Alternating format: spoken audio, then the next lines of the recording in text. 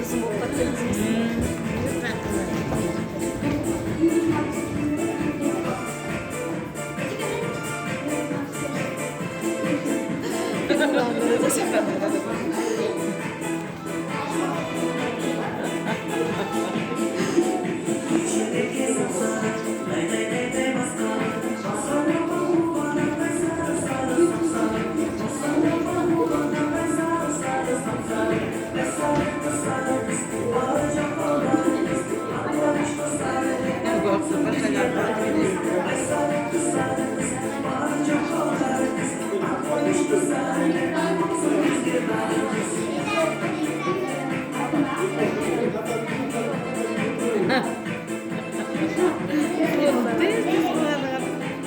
Kımıldanacak.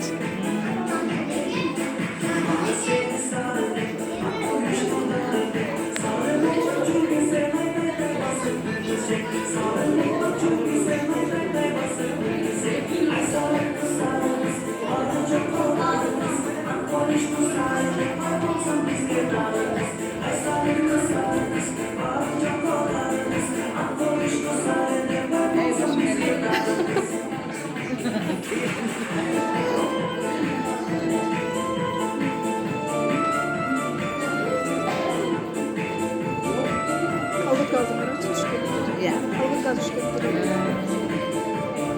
Rezin kaz boşta. Söyle.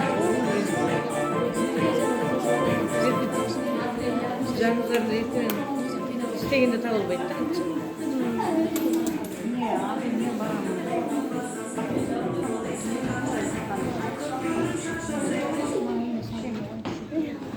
Şarmanla.